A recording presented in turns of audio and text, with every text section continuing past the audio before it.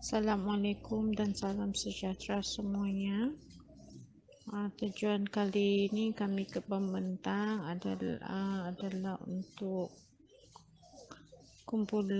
tugasan kumpulan untuk subjek GMGA 1024 Politik dan Pentadbiran. Terlebih dahulu, saya perkenalkan nama ahli kumpulan kami, terdiri daripada Muhammad Nazib bin Duyuk, saya sendiri Khairunisa binti Jainuddin, Dustan anak Nanggu, dan Riden Deso anak Redan.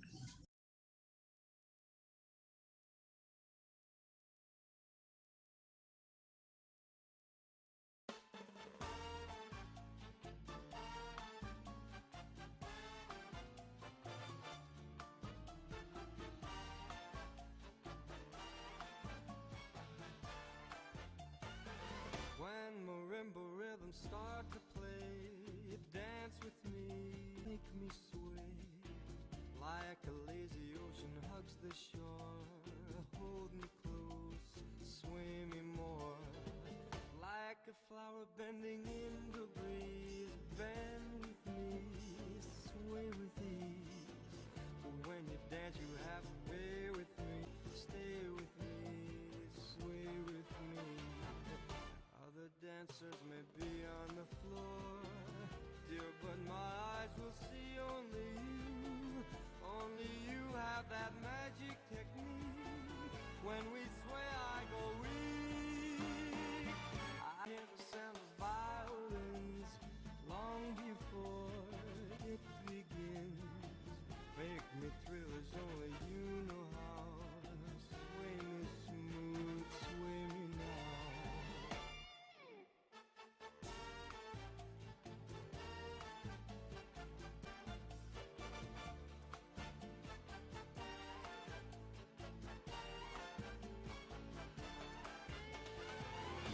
Other dancers may be on the floor, dear, but my eyes will see only you. Only you have that magic technique. When we sway, I go weak. I can hear the sound of violins long before it begins. Make me thrill as only you know how. Sway me smooth, sway me now. When the rhythm starts to play, dance with me, make me sway. Like a lazy ocean hugs the shore, hold me close, sway me more. Like a flower bending in the breeze, bend we sway with ease. When we dance you have a way with me, stay with me, sway with me. When marimbas start to play, hold me close, make me sway. Like an ocean hugs the shore, hold me close, sway me more. Like a flower bending in the breeze, bend with me, sway with ease. When we dance you have a way with me, stay with me, sway with me.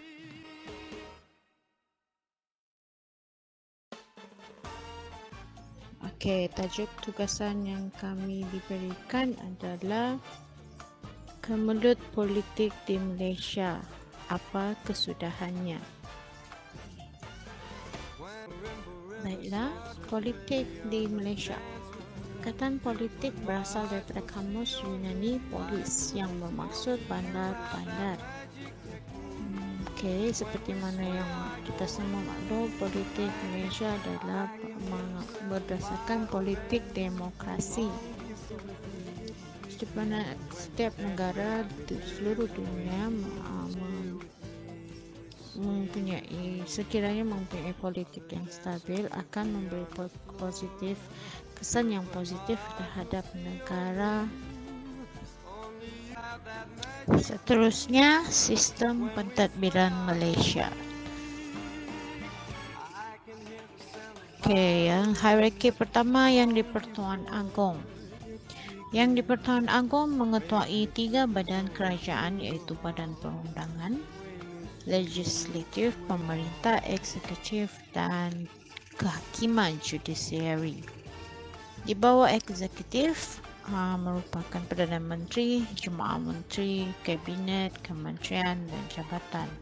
Di bawah perundangan adalah Parlimen, Dewan Negara, Dewan Rakyat dan Rakyat sebagai pengundi. Badan Kehakiman pula merangkumi kepada Ketua Hakim Negara dan bawahnya lagi Mahkamah. Yang di Pertuan Agong merupakan satu daripada 3 unsur parlimen selain daripada Dewan Negara dan Dewan Rakyat. Baginda berkuasa memanggil dan membubarkan parlimen dan merupakan ketua tertinggi Angkatan Bersenjata. Baginda juga berkuasa mengampunkan dan menangguhkan hukuman terhadap kesalahan yang dibicarakan oleh Mahkamah Tentera. Baginda juga bertanggungjawab menjaga dan memelihara kedudukan dan hak istimewa orang Melayu. Baginda juga boleh menitahkan Majlis Raja-Raja mengadakan mesyuarat bagi membincangkan keistimewaan, kedudukan, kehormatan, kemuliaan Raja-Raja Melayu. Walau bagaimanapun, Majlis Raja-Raja Melayu ini bebas daripada Badan Perundangan Persekutuan dan Negeri serta badan-badan eksekutif kerajaan.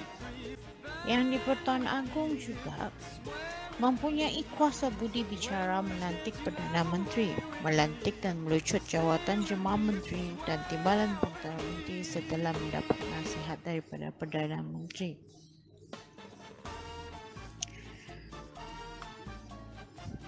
Yang di Pertuan Agong juga mempunyai kuasa budi bicara melantik Perdana Menteri, melantik dan melucut jawatan Jemaah Menteri dan timbalan Perdana Menteri setelah mendapat nasihat daripada Perdana Menteri.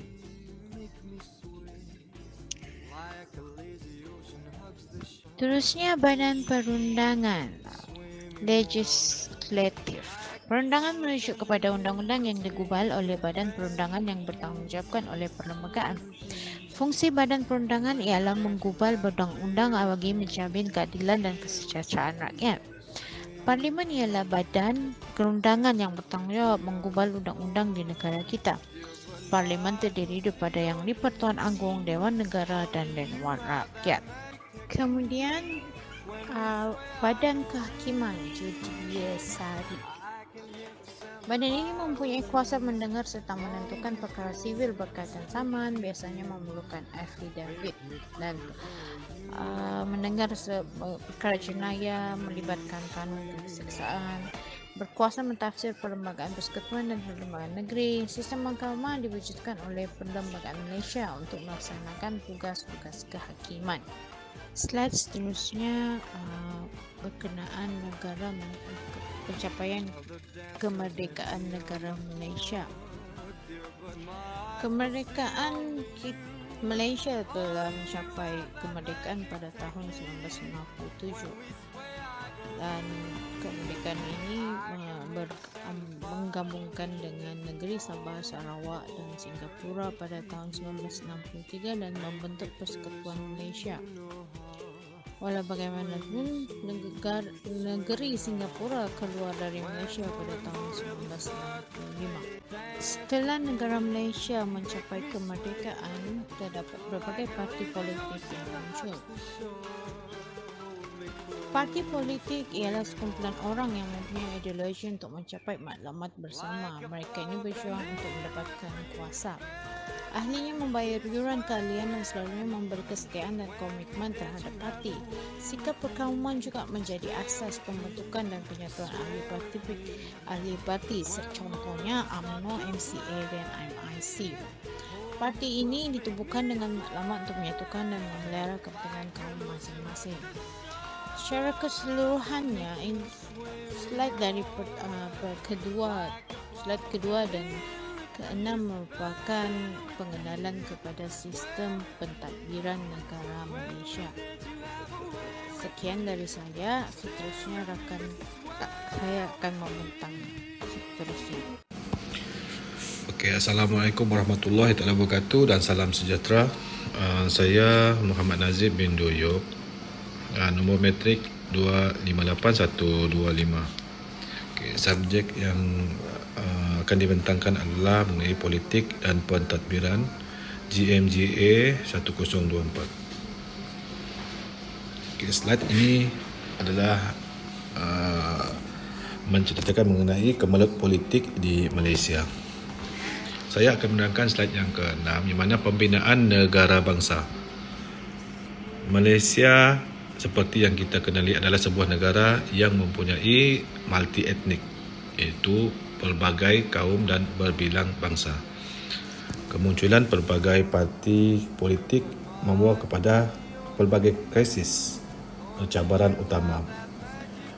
Parti yang lemah kurang mendapat sokongan, dan mana parti itu akan bergabung dengan parti yang lain.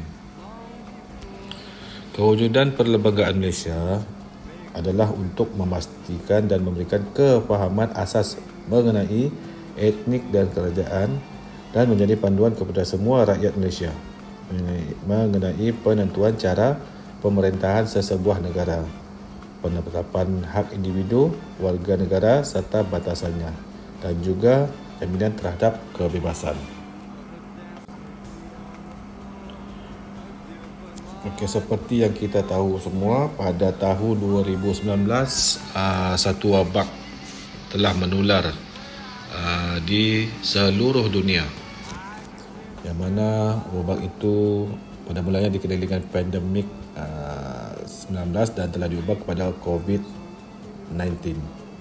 Ini berikutan daripada wabak itu berlaku pada tahun 2019. Penularan wabak COVID-19 ini telah memberikan impak terhadap politik di negara kita, yang mana tampuk pemerintahan negara telah beberapa kali bertukar. Ini adalah disebabkan pemerintahan amat sukar dilakukan dan dilaksanakan pada musim wabak tersebut kerana terdapat pelbagai cabaran yang terpaksa ditempuhi. Daripada gambar ini kita boleh melihat bekas mantan Perdana Menteri kita, Tun Dr. Mahathir Mohamad, kemudian telah digantikan dengan Tan Sri Muhyiddin Yassin, dan juga pada kini dijawat oleh Tan Sri Ismail Sabri. Okay, kemelut. Kemelut ni menurut Kamus Dewan bermaksud keadaan atau saat yang genting dan juga bahaya. Kemelut politik berlaku disebabkan oleh konflik kerana tidak ada dua manusia yang mempunyai pendapat yang serupa.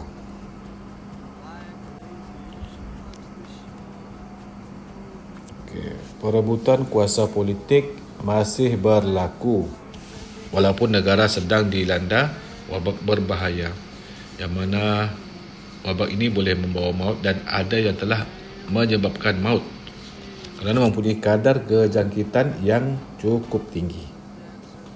Pemimpin parti politik seakan lupa dan alpa dengan kesusahan rakyat yang terkesan akibat daripada COVID-19. Mereka seharusnya memberikan tumpuan dan bantuan terhadap rakyat untuk keluar dari belenggu COVID-19. Okay, sekian daripada saya. Seterusnya rakan saya akan menerangkan dengan lebih lanjut mengenai slide ini. Sekian, terima kasih.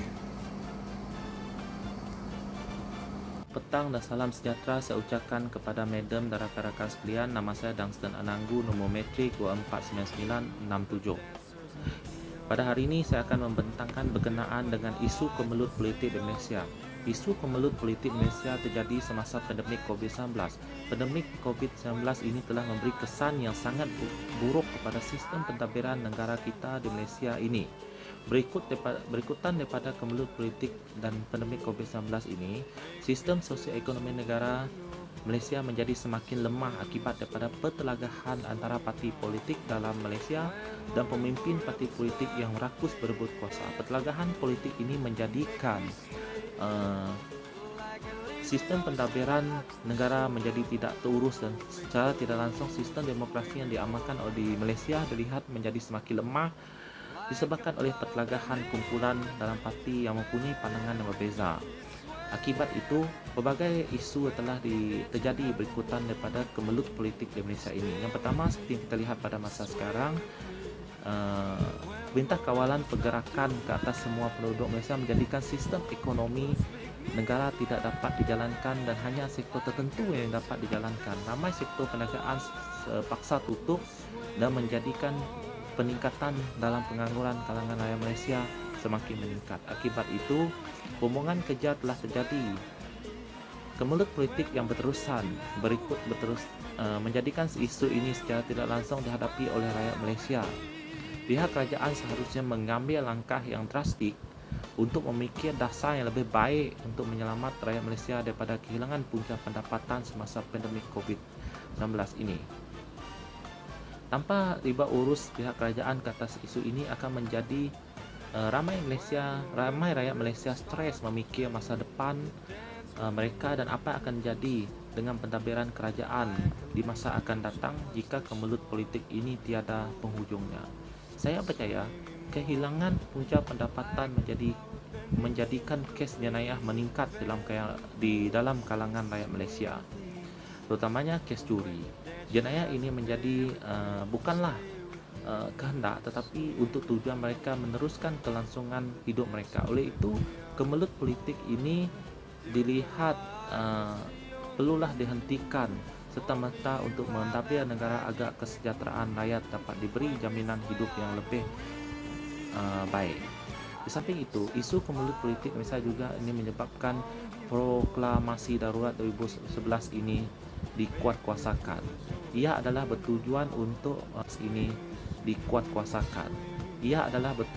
untuk menyekat pergolakan politik dalam negara, menjadikan ia tidak teruk dan berikutan penularan wabak COVID-19 yang semakin meningkat. Selain itu, isu kemelut politik di Malaysia ini juga telah menyebabkan pilihan raya umum di negeri Sabah terjadi. Ini berikutan pergolakan parti politik di Sabah tiada penghujungnya. Perkara ini telah memberi kesan ke atas peningkatan COVID di negeri Sabah. Dan yang terakhir, akibat daripada kemelut politik di Malaysia ini tiada penghujungnya, pada 7 Julai 2021, kepimpinan yang diketuai oleh Tan Sri Muhyiddin Yassin telah terbalik akibat daripada Majlis Setinggi UMNO telah menarik balik sokongan ke atas beliau kerana beliau dilihat tidak dapat menyelesaikan kemelut politik di Malaysia. Oleh itu, pelbagai isu terjadi akibat daripada kemelut politik itu. Sekian, terima kasih. Pada 7 Julai 2021, Majlis Kerja Tertinggi UMNO telah membuat keputusan untuk menarik balik sokongan terhadap kepimpinan yang dipimpin oleh Tan Sri Muhyiddin Yassin, di mana UMNO telah menuntut untuk memberikan laluan terhadap seorang Perdana Menteri baru untuk satu tema terhad untuk menguruskan hal pandemik COVID-19 dengan bantuan rakyat. Menurut Dato' Sri Hari Oktober, negara ini memerlukan seorang pemimpin yang berwibawa di mana beliau layak dilantik sebagai Perdana Menteri interim bagi menguruskan pemulihan ekonomi dan menjamin kebajikan rakyat waktu wabak COVID-19 berlaku. Namun begitu, Dr.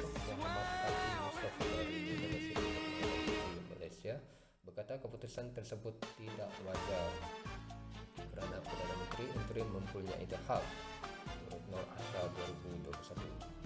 Tuanku Agung Al-Sultan Abdullah Sultan Ahmad Shah akan memastikan Parlimen Malaysia berfungsi dengan baik dan secara sepenuhnya agar suara rakyat dapat disampaikan di Parlimen melalui wakil-wakil mereka. Yang Maha Mulia Tuanku Agung telah meminta supaya isu darurat ini dibawa ke Parlimen untuk dibahaskan, namun tidak diindahkan. Waktu tempoh darurat ini, Yang di-Pertuan Agong telah meminta Parlimen bersidang secepat mungkin, akan tetapi tidak diindahkan oleh Tan Sri Muhyiddin Yassin disebabkan saja respon sepatutnya. Di sana negara telah mengeluarkan kenyataan tersebut sebanyak 3 kali.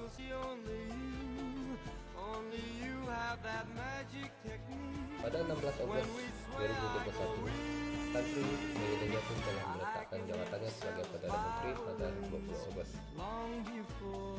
Beri Paduka Baginda yang Tuan Agung telah melantik Datuk Seri Ismail Sabri sebagai Perdana Menteri yang ke-9. Melantikkan Datuk Seri Ismail Sabri Yaakob sebagai Perdana Menteri ke-9 dapat menghentikan kemelut politik sebelum ini dan menyatupadukan semua pihak untuk kembali fokus pada agenda membela kebajikan rakyat dan dapat menghentikan kemelut politik sebelum ini dan menyatupadukan semua pihak untuk kembali fokus pada agenda membela kebajikan rakyat terutama dalam menciptakan sebuah kerajaan stabil. Rakyat sudah penat dengan kemelut politik yang berlaku dari Belanda. Pelantikan Tan Sri Ismail Sabri ini tidak wajar dipertikaikan oleh mana-mana pihak karena ia telah dibuat selaras dengan peruntukan kelembagaan persekutuan dan juga dilihat sebagai kesudahan politik yang berlaku sebelum ini. Pencegahan yang sepatutnya diberikan di olah baru dalam bidang politik bagi proses perpaduan umat yang menjanjikan kejayaan saat ini.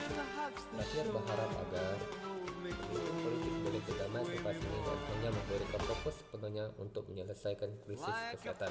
Pelantikan yang dilaksanakan dalam masa 5 hari saja memberi isyarat bahawa Yang Tuan Agung dan duri-duri yang maha mulia mungkin rakyat akan dapat menghormati tempoh krisis ini dengan aman dan damai.